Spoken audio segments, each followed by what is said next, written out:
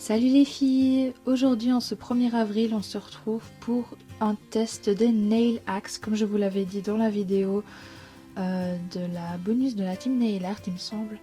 Je vous avais dit que je testerais les Nail Axe qu'on trouvait sur Pinterest, sur Instagram ou encore sur YouTube pour voir si ça marchait vraiment et que je vous les testerais en vidéo. Donc il faut savoir que je les ai testés une fois en vidéo et une fois hors vidéo pour certains. Donc je vous en dirai plus par rapport au Nail Axe en question.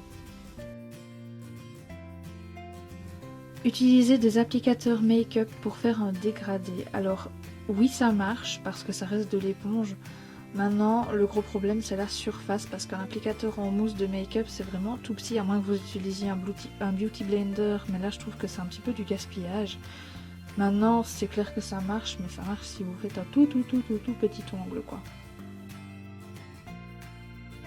Mettre ses mains dans de l'eau glacée pendant 3 minutes pour sécher le vernis. Alors votre vernis sera sec normalement, je dis bien normalement parce que vous le verrez qu'en vidéo mon vernis n'était pas sec du tout. Vous verrez que normalement si vous l'essayez et que l'eau est vraiment extrêmement froide, votre vernis sera sec en surface.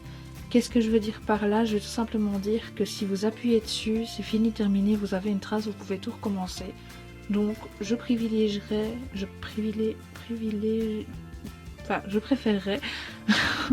on va faire comme ça, je préférerais utiliser un accélérateur de séchage, une huile de séchage ou un truc dans le genre, plutôt que de faire cette astuce là, étant donné que ça n'aide pas.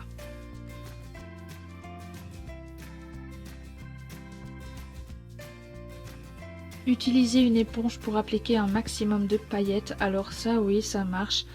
Maintenant voilà, moi qui suis pas très paillette j'en vois pas trop l'utilité mais ça marche.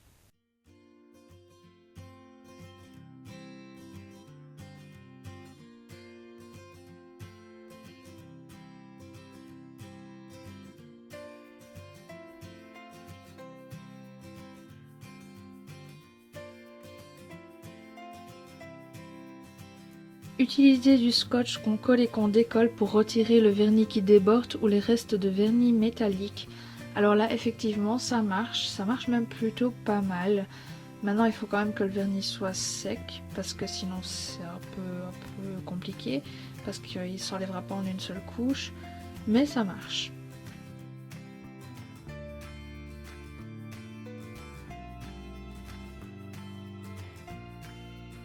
Utiliser du dissolvant et son doigt pour rattraper un coup dans un vernis pas sec. Alors là j'ai vu différentes techniques. J'ai vu des techniques où on utilise cette technique là avant de remettre une couche de vernis par dessus. Ce que je vois pas l'intérêt parce que du coup autant directement remettre une couche de vernis.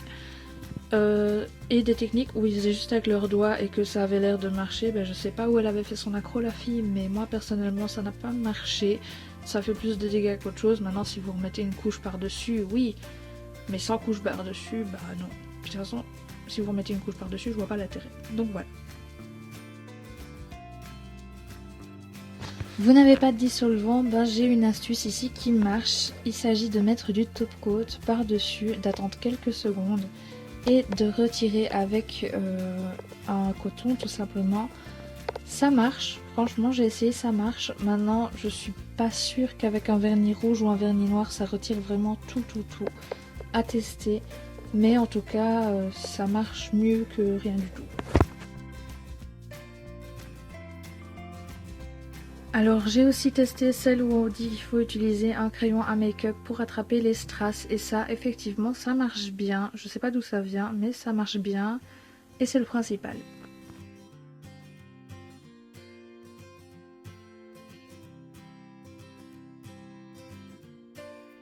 Et enfin les deux dernières astuces, comment faire si vous n'arrivez pas à ouvrir votre capuchon de vernis. Alors j'avais trouvé une astuce comme quoi il fallait tremper le bouchon dans de l'eau très chaude pendant quelques minutes pour l'ouvrir plus facilement. Alors c'est ce que j'ai fait.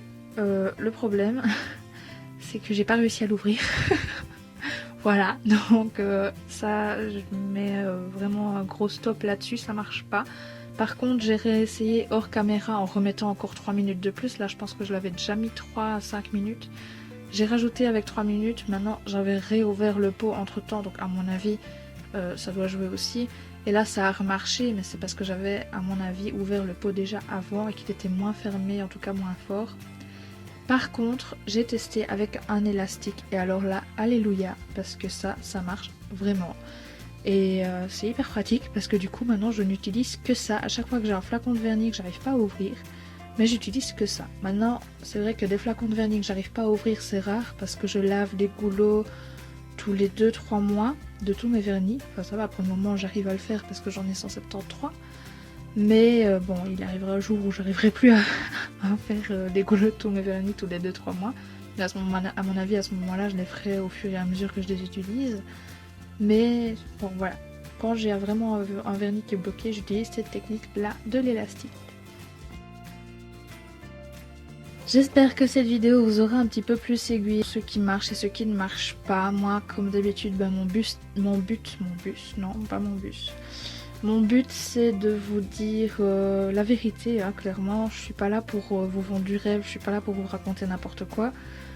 Et là franchement je vois trop souvent des posts qui sont mis sur des pages de nail art où on dit ouais ça marche et en fait non. Et je sais pas, ça m'énerve, donc du coup je me sens obligée de rectifier ça. Et quand je le rectifie par écrit on me croit pas, du coup je fais ça en vidéo. Voilà, donc j'espère que ça vous a plu. Si vous avez d'autres nail arts que vous aimeriez bien que je teste en vidéo, n'hésitez pas à me les mettre en commentaire ou en message privé, c'est comme vous voulez. Vous pouvez même me les envoyer par mail, je pense que mon adresse mail est dessus aussi. Donc voilà, moi ça me dérangerait pas du tout de refaire une deuxième vidéo là-dessus. Maintenant c'est un peu comme les réalités versus attentes. C'est des vidéos qui prennent du temps, des vidéos où il faut absolument du contenu. Et si j'ai pas du contenu pour la faire, je ne saurais pas la faire. Maintenant l'attente vs réalité, je cherche encore des thèmes sur lesquels faire. Si vous en avez proposé aussi, il n'y a pas de souci. Et j'espère que c'est quand même le genre de vidéo qui vous plaise parce que c'est des vidéos qui prennent beaucoup de temps à être faites. Sur ce, j'arrête mon blabla, je vous donne rendez-vous la semaine prochaine pour un nouveau tutoriel qui sera un tutoriel de vache, mais une vache mignonne, promis.